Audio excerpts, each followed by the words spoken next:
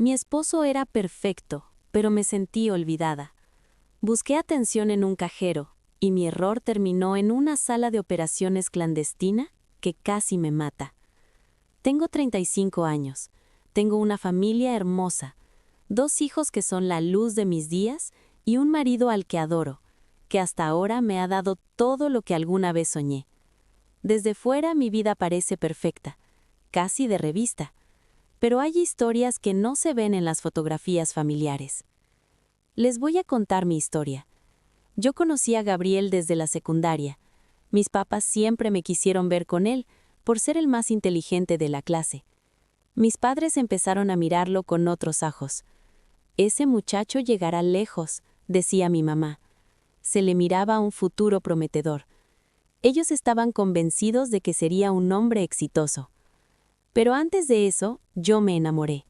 Me enamoré profundamente, de su inteligencia, de su ambición, de la forma en que hablaba de sus sueños a tal grado que terminé casada y con 2 hijos, y como mis padres dirían, con un hombre exitoso. No todo ha sido color de rosa entre nosotros. Ningún matrimonio lo es. Las discusiones, el cansancio, las rutinas que se vuelven pesadas, todo eso se fue acumulando con los años. Pero Gabriel es un padre ejemplar. Él vive por sus hijos. Los cuida como si fueran tesoros frágiles, como si el mundo entero pudiera romperlos. Y eso para mí siempre fue lo más importante. Pero en ese amor inmenso que tiene por ellos, poco a poco se fue olvidando de mí. Ya no me miraba como antes, ya no me decía que me veía bonita. Las conversaciones se volvieron prácticas. Cuentas, tareas, horarios, pendientes. Yo me convertí en parte del engranaje de la casa, no en la mujer que alguna vez lo hizo suspirar. Yo siempre voy a hacer las compras a un supermercado que queda cerca a mi casa. En ese supermercado hay un cajero que siempre me estaba coqueteando. Cada vez que entro en su punto de vista, él siempre me coqueteaba y me insinuaba cosas indecentes. Al principio eran miradas más largas de lo normal, luego sonrisas, después comentarios atrevidos disfrazados de halagos. Cada vez que entraba, sentía su mirada recorriéndome. Me decía que me veía más joven de lo que aparentaba, que cualquier hombre sería afortunado de tenerme. Yo fingía molestia, pero por dentro algo se encendía. Me sentía vista, deseada, importante. Empecé a hablar con él más seguido. Inventaba excusas para pasar por su caja. Me gustaba la atención que me daba, la forma en que me escuchaba, cómo parecía interesado en mí y no solo en mi rol de madre o esposa. Al sentir esa importancia que mi marido ya no me daba, empecé a hablar con el cajero seguido, puesto que me gustaba la atención que me daba. Incluso iba 3 veces por semana al supermercado solo para verlo. No podía evitarlo, y que lo veía muy interesante, culto, y con un cuerpo que cualquiera desearía y una seguridad descarada que me hacía sentir joven otra vez. Me hacía sentir viva, y que me enamoraba. Una tarde, después de semanas de miradas y palabras cargadas de tensión, cruzamos una línea. Fue impulsivo y reflexivo.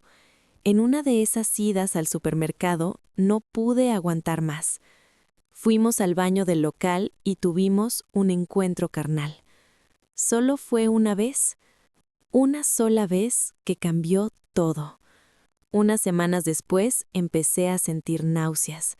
Pensé que era estrés, pero en el fondo sabía que era algo más. Recuerdo estar en el baño de mi casa, con la prueba de embarazo temblando en mi mano. Positiva.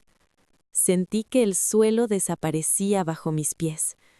No sé en qué me metí.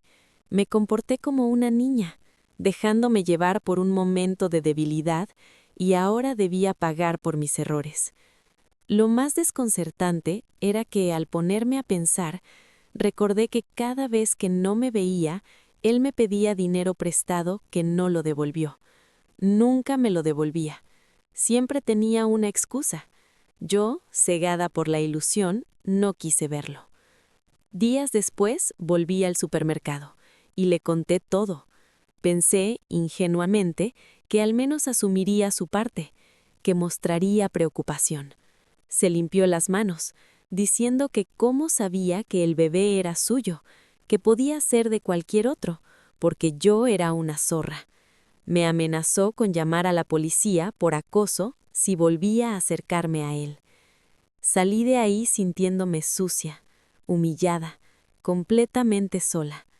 Pasaban los días y el miedo crecía dentro de mí junto con esa vida que no sabía cómo enfrentar. Solo una idea rondaba mi mente como una salida desesperada: abortar. Busqué un lugar donde pudiera hacerlo sin levantar sospechas. Un hospital clandestino, uno donde nadie hiciera preguntas. Tomé la decisión más difícil y más oscura de mi vida. Le dije a mi esposo Gabriel que tenía un viaje de negocios. Empaqué mis maletas y puse todo lo que iba a necesitar para después de la operación. Me despedí de mis hijos con un beso más largo de lo habitual, conteniendo las lágrimas. Me fui rumbo al hospital ilegal y me preparé para la cirugía. El hospital era un edificio viejo, con paredes manchadas y olor a humedad. Desde que entré supe que estaba cometiendo otra locura, pero ya no veía salida. Sentía tanto miedo, y al no estar esperándome nadie afuera del quirófano, me sentía asustada como una niña pequeña. Me prepararon para la cirugía sin demasiadas explicaciones. Sentía tanto miedo, y lo peor era no tener a nadie esperándome afuera del quirófano. Me sentía como una niña pequeña que había hecho algo terrible. Lo peor es que no me pusieron mucha anestesia. Decían que era cara, que no podían gastar tanto. Durante la cirugía sufrí un dolor que no sabía que el cuerpo humano podía soportar. Quería gritar, pero apenas tenía fuerzas. De pronto, algo cambió. Escuché el sonido acelerado de la máquina que medía mis latidos. Voces apresuradas. «Está perdiendo mucha sangre», dijo alguien. Sentí frío, un frío profundo que me recorría por dentro. Pensé que iba a morir. Sentía que estaba a punto de desmayarme por la pérdida de sangre. Estaba llorando. Asustada deseaba que mi esposo Gabriel estuviera conmigo. Pensé que iba a morir sola en un hospital de mala muerte y que no me valerían. El dolor seguía ahí punzante, recordándome cada decisión tomada.